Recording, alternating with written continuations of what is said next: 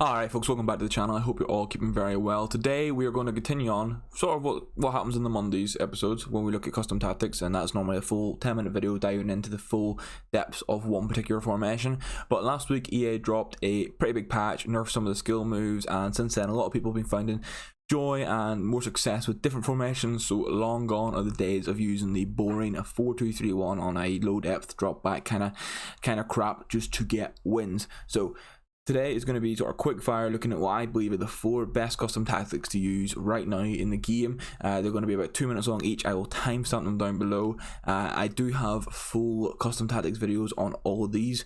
The most recent being the 5-2-1-2, which went up on Monday. That will be linked below because it's the exact same as what I'm using here. However, the other 3 have all had slight tweaks since the patch came out. So all those updates will be here. If you want to, you can look through the channel and find the older custom tactics, maybe the previous ones you find a bit better for you. But from the past week of playing, I've used all 4 formations in Rivals, in Champs, and just testing out as much as possible. All 4 as well, your personnel remains kind of the same. So if you build your team, you can basically guarantee that all 4 of these formations will work for every team you have. So it's kind of good to have that versatility. We'll go jump into them now, guys. If you do enjoy the video, please do leave a like rating, and if you're new to the channel, hit that subscribe button. Also, my Twitter is down below. Hit follow me on there and you can keep up to date with everything I'm doing and also my opinions on what's happening with FIFA. So let's jump into the first set of tactics, which are the 5-2-1-2. So as I mentioned, these have been covered fully in Monday's episode. We run press on heavy touch for the defensive with a 6th width and 5 depth, and then long ball as the offensive style. It's 6-6 across the board for width and player in the box, and 3 corners and free kicks. The corners and free kicks will be a pretty consistent thing now. I've changed up from using 2 on every formation to using 3. Just helps overall with corners, guys. For this formation particularly, because obviously you technically have 5 defenders but your wing backs get quite involved, long ball works quite well. What you'll find often is because your wing backs get forward, they often will then act in like a winger space in the pitch. Because of how far they get up, plus you've got long ball on, so they'll be going for those long balls, and a 4-man defense doesn't really track the wing back runs that well at the minute, so you can exploit people being playing 4-4-2, 4-2-3-1. When it comes to personnel, guys, so this is how I line up in game. What I would recommend is start with a 4 at the back and have 2 defensive minded midfielders in the pitch. What you will then do is your main like centre defensive midfielder or your one with like high medium, they will then drop into the central centre back role. So in this case it's Gattuso, and your other one, in this case Duncan, plays in the left centre mid role. So you don't have to start with a 5 back formation. It's kind of nice if you have a 4 back formation and a defensive midfielder that can pass the ball quite well, has decent dribbling, to just sort of operate in that central position. So this formation I run, the keeper on comes for crosses and sweeper keeper. Lopez is good for this because he's quick with good reflexes. The back 3 are, as you'd expect, they're all stay back and normal interceptions. The fullbacks are fully balanced. This is key. If you have these guys on stay back, the involvement is rough, and then you could override it using the D-pad tactics. But it leads to like a lack of lackluster ability in the team. They don't get forward as well.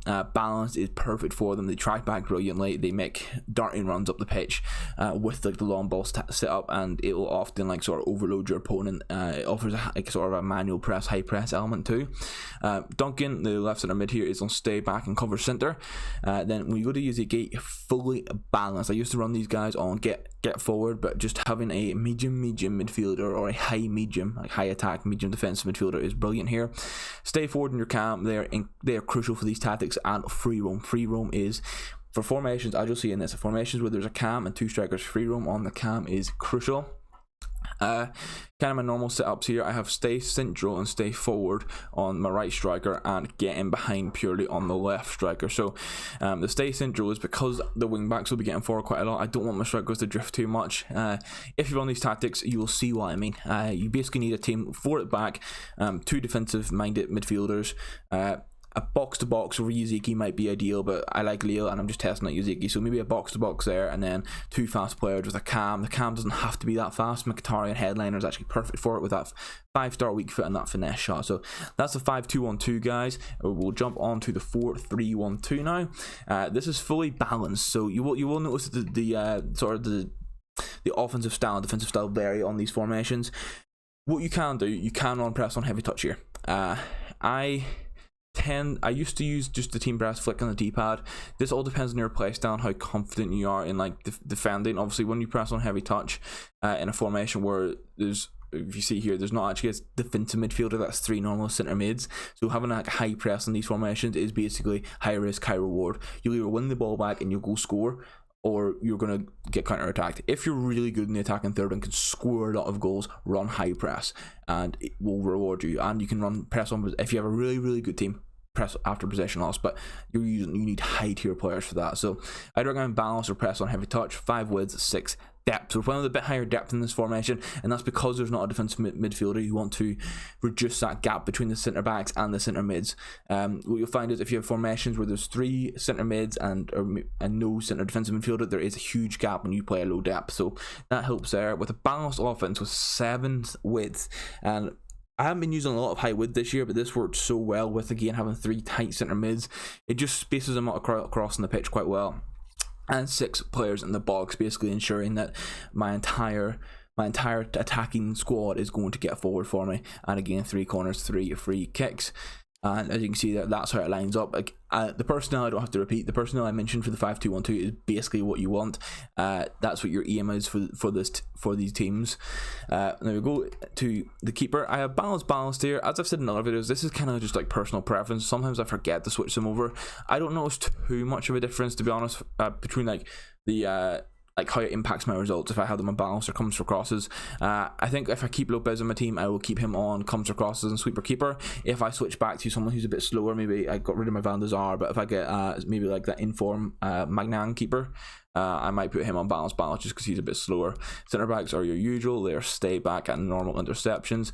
The fullbacks here are fully balanced. Again, kind of similar to the 5-2-1-2. You want your fullbacks to be getting involved, and you can have them on full balance because your central centre mid, because there's 3 centre mids obviously, so your central centre mid is on stay back and cover wing, and he's on cover wing because your fullbacks are going to be going forward quite a lot. You want him to then just drop back and cover those spaces, and then with that, Duncan, your left centre mid, is on stay back and cover centre. So basically you have your fullbacks go up, say your right back goes up quite a lot, Gattuso's going to drop in, or in my case, Tavernier goes up, Gattuso will drop in and cover Tavernier, and then Duncan slots into Gattuso's position. So I basically have a consistent like sort of back line, unless I manually drag. I'll have a consistent back line with players darting forward, so it works very, very well. Yaziki, in this case, I have get forward and get into the box. As I said, some formations I keep this on now, some formations I don't.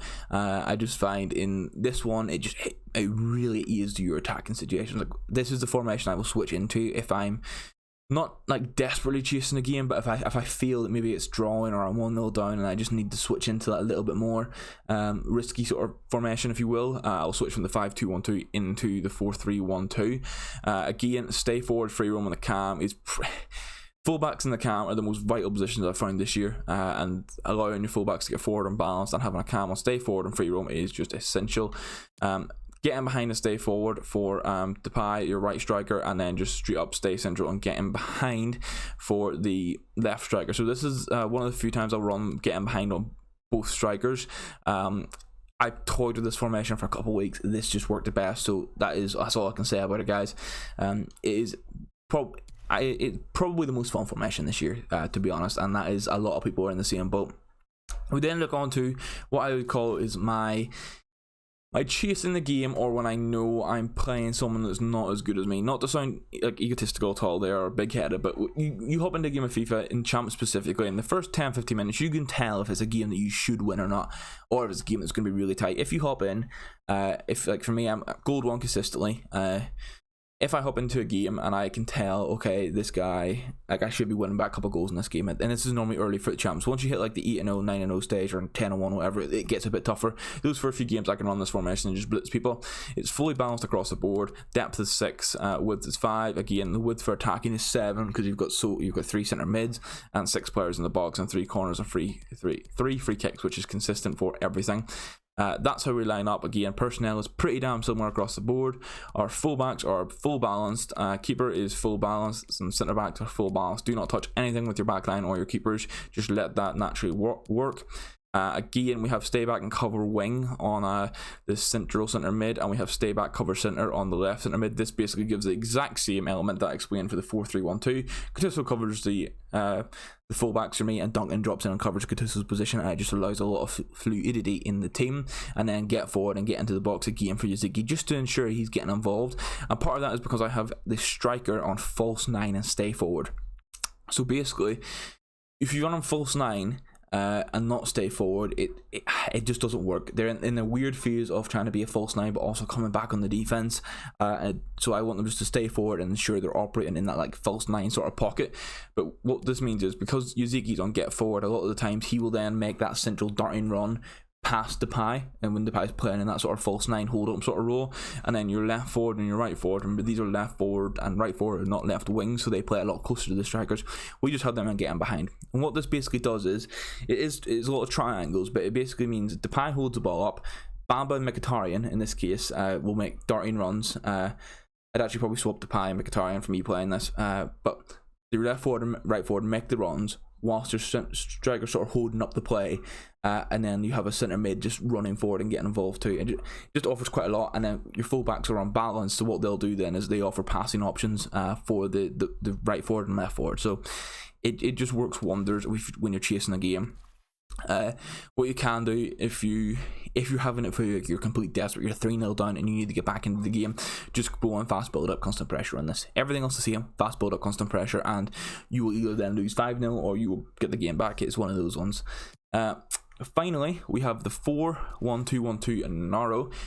This was what started my fascination with like the cam and the strikers, to be honest. I've been loving the 5-2-1-2 for about 2 months now, but it was always more so the attacking fullback element.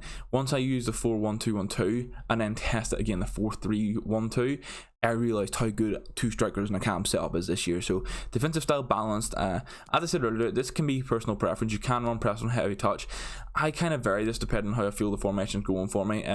If there's games where I maybe feel like I'm not manually pressing that well, I maybe will come out and then I'll change it to press on heavy touch. But I think across the board balance this year is quite a good defensive style, with 5 depth and 6 width. So we drop the depth down 1 here because we have a central defensive midfielder and there's not a big gap, so we don't need to have the centre back stepping up that bit further. Long ball, as you can tell, this is probably my preference for attacking.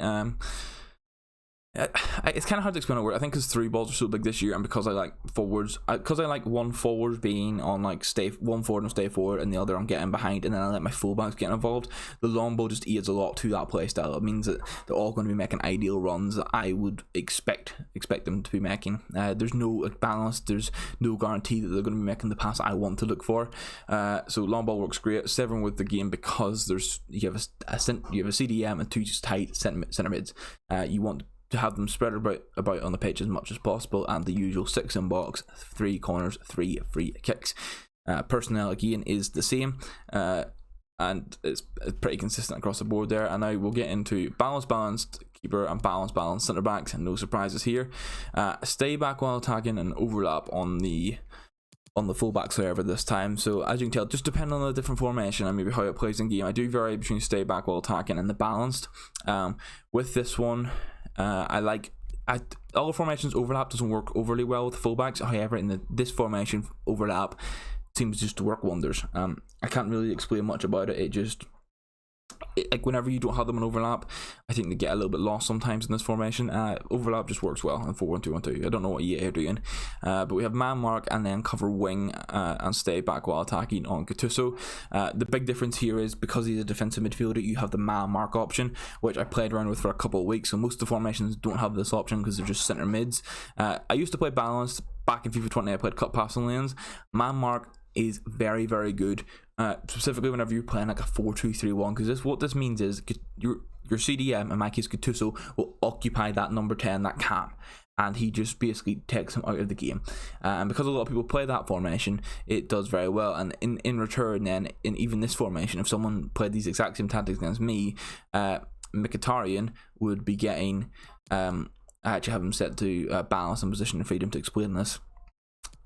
If someone played this exact same tactics against me, Gattuso would be sort of like just constantly taking Mkhitaryan out of the game. However, whenever you have your cam on free roam, it creates, while your defensive midfielder will constantly follow the free roam, it's not as consistent, and it kind of confuses the AI a little bit sometimes. So if someone doesn't have their cam on free roam, you'll cut them out of the game, but if you have your cam on free roam, their CDM won't cut them out as much. Your left center mid is on, oh hold on, we'll flip these. These boils should be the different way around, just to make this clear for you guys so you're not getting confused. I forgot about that. So your right center mid, sorry, is Duncan. Mikey is Duncan. He is cover wing and just on balance. So because the fullbacks aren't getting forward, and we will have defensive stability, the cover wing has worked quite well for me. And then I use the left center mid on get forward and cover center, but no get into box this time. Once again, cam, stay forward, and free roam. Left forward is just, or your right striker is just stay forward, and then stay central and get in behind for the left striker. Now guys, I know I went a little bit quick there. I didn't want this to drag out and be like a 25-minute video of me over explaining things, because I have a habit of sort of like trying to explain in depth to my tactics. There will be timestamps down below. As I said multiple times, the personnel is pretty much the same. You build one team, as I mentioned at the start, and it covers these four formations and many others. They all have similarities in game, so if you're flicking between them, it sort of creates like a familiarity for you. And I think me, the Discords I'm in, and the community I talk to, majority of these formations have been seen a lot since the patch. Some of them I even use in FIFA 20 and at the start of this year just because I enjoy them. So the fact that they're now becoming like the meta is very nice to see. So guys, please try these tactics out.